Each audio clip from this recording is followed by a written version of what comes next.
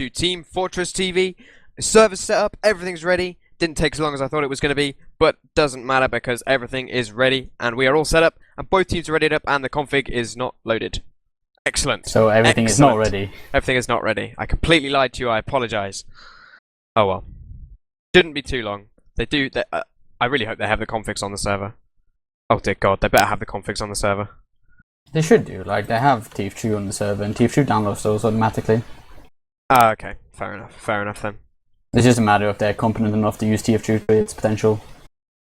Well, they've been playing this game long enough, they should know how to use TF2. Well, I mean, Turbine should be interesting. Well, I want to see how Epsilon run their middles on this, because do they sort of like immediately sacrifice one scout to make sure that he definitely goes and gets that intel? I mean, no, they probably could. I think what Epsilon is going to do is that they're just going to take the DM fight the middle. Like the whole strat where you send one scout for the intel doesn't really work anymore, because if you win middle, you can just wait for that scout. So that scout behind is useless anyways. You might as well just have him fighting.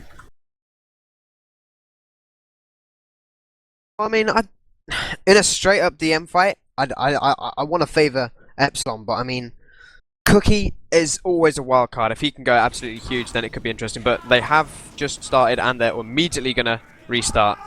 So, not quite sure what happened. Maybe. I think what Epsilon are going to do in this start is that they're going to send War quickly out. So he's going to be like 30 HP in the air trying to stick you up. They shut the door of the enemy. So if he manages to hold him back, it's going to be really lethal. Yeah, he's going straight for that immediately fast roll out. You're absolutely right. He's already got those things onto the door. And yeah, they're not even like turning up to middle. They've got one scout on middle. Cookie immediately gets piped down. Rocket just don't even turn up. They must have heard you. They must have heard you. They knew exactly what was going to happen. I know War is a really competent demo man, so he's going to do like these kind of things that really look out people, especially against demo man like Huey, who plays really standard. I mean, Huey's good, but yeah, I would agree he's pretty standard. And now both teams just going to posture each other in the in the sort of corridor area. Admirable's actually got his really early, but he does drop. Mike was hiding. Mike was hiding around the corner there just for the Rocket team to come out, and no one saw him when he went out of the corner. He just like killed Admirable with no remorse. Wow, that was like you've got to check that. That was silly. Oh well. Well, Nox is going to be pushing straight in with the super right now. They're going to pick up down on behind, so that's 2 down right now for Rocket and a free intel for Epsilon. They're not even. There was no one in intel room to contest. Look like they're trying to fight middle, but Shentaz is going to be dropping down to a kill from Tech, and now there's something behind them, I think, but they're just going to ignore it. And I mean, they've still got the Uber right now. Nox has just held on to this. He hasn't had to pop it, so they can immediately push back in and probably try and chain it again.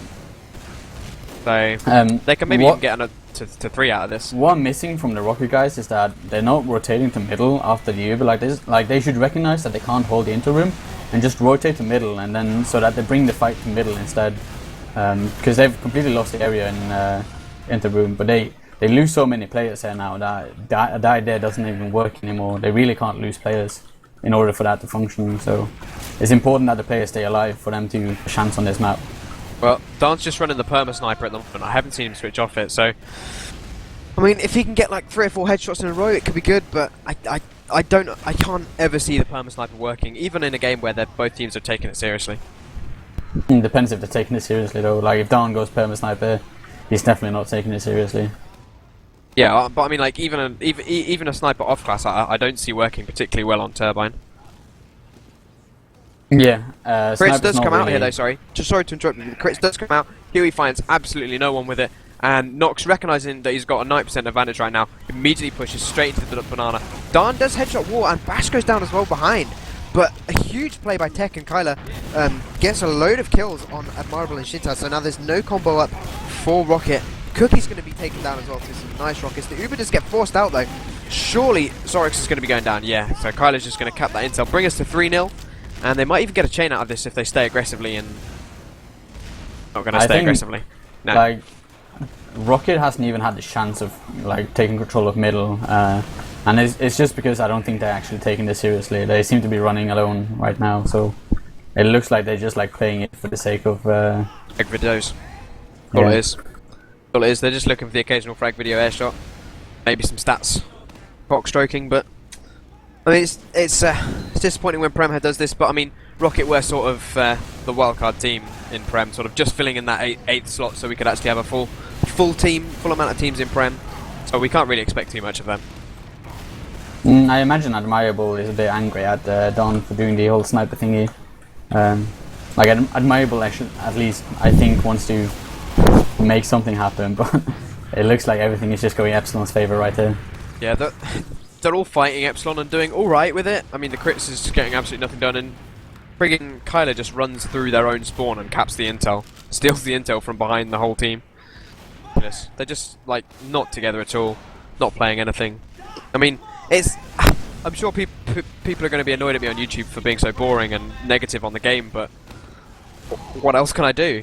At this point, it's just target practice for Epsilon. Pretty much, yeah. And there is going to be an intel captured. I'm going to try and get hyped by this. Kind of for fun, he's running towards the intel as fast as he possibly can. He does cap it, brings us to 5-0. Epsilon rolling the first round. Amazing plays. I think it was the first time now at the end where all was lost. That I think a rockit actually went out like they should be doing, like as aggressive as they should be doing. It's kind of weird that they have to be knowing that they're losing in order to do those risky plays. Yeah, definitely. But both teams ready up immediately, looking to possibly get this over with, and Epsilon once again taking that fast roll out by War. They do actually try and contest this time. Huey is going to get straight out, and air pipes for her, yeah, with a nice shot there. And now rockit have an aggressive hold on this middle. Dan has finally switched off that sniper suit, actually going to be useful this entire middle. But it doesn't matter, there's now 2 down for both teams, and they're going to see if they can get around behind. Huey is looping around Nox, does get a nice first sticky onto him, but now there's a scout in his face of Kyler for fun. No, they're both going to be going down. And it's a 3-on-3 on middle right now. Epsilon do get their first respawn of War, who does come in and tries to do huge amounts of damage to Dan and Cookie. That is going to be our first cap, I think, for Kyler, for Bash, should I say, and Admirable gets picked up just as he's retreating from middle. It's there's not really there's not much to say about this. Like rockit, they got a really good middle, but they just lost it to DM in the end because Admirable got broken up from his scouts, so the scouts didn't get any heals, so they were the first victims, and it just went downhill from there on. Yeah, definitely. They try to get aggressive out of the shutter door right now, and it seems to be working alright. They've actually got the positioning. Dan's going to be the first to die, but they do even get a force out of Nox, and really for only 1 kill. So actually pretty nice play by rockit there, and they do manage to escape with Admirable with a 45% advantage right now.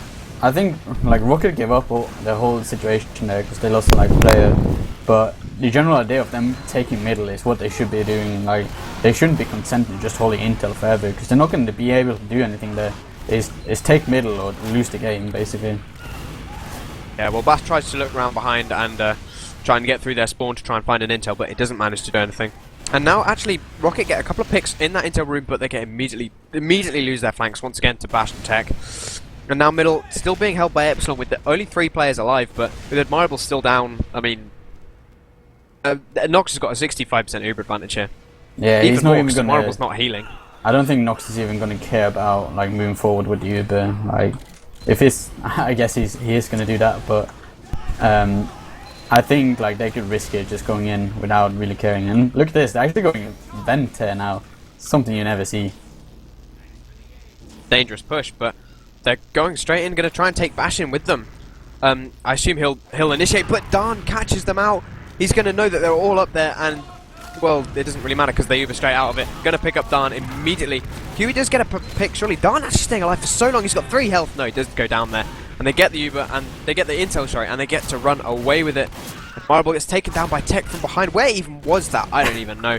But just frags around happening all over the place. Epsilon Bash is fighting with the intel on his back rather than going to cap for it. So he obviously is treating this like just an MGE map. Mike just got like the sickest air show on Cookie there. Nice. I hope John caught it because I didn't. But the whole like vent push, it's so stupid because if you have one solely in vent, which they did at one point. Dawn was there, but he was really late. But all he has to do is just wait all his 4 rockets, and then everyone dies to splash damage. So it shouldn't work, the vent push, but I think Epsilon are just amusing themselves with doing it. Yeah, I mean, like Dawn straight up caught him out, and if they'd had better sort of like teamwork, they would have absolutely destroyed him. But didn't happen. Tech does pick up that sniper rifle, proving that there is something to be done with a sniper with a sniper on Turbine, proving me wrong. Headshot's admirable, straight into next Tuesday, and well, I think that's probably going to be it. As Nox has 100%, and they're only they're 2 caps down, should I say? Yeah, I think going to be able to chain this from here because Nox hasn't used Uber, so he doesn't have to use the Uber on the first cap here, but the second cap, which is going to be the nail in the coffin, he has Uber for. Okay, they even get Shintaz as well. Huey's still down for another 5 seconds. Zorix get piked to the face from War. Nox on 50 HP. He could be in a position to drop here if anyone was alive to actually take advantage of this, but he's just going to regen up and then push straight into that last point, into the intel room, should I say. Look if they can get their final cap to bring us to 5-0 and the second round on Turbine.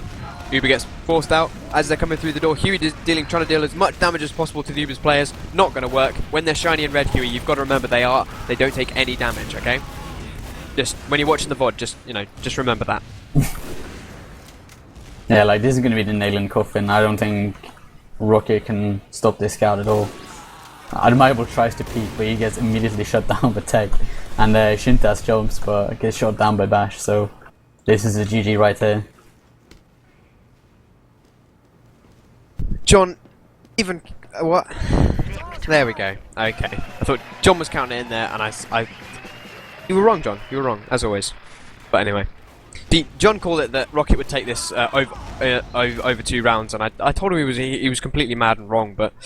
Well, looks like I'm right again. But, both teams calling it GG well played, and I mean, at least they had fun. This is the thing with TF2. You can at least have fun in this game, even when it's obvious you were going to lose.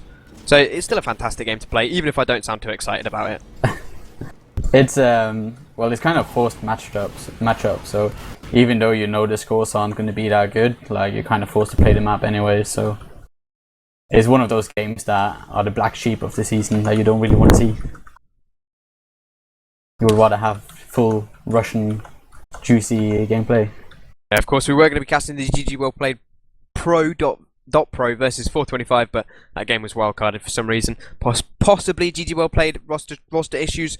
I'm not too certain. I have no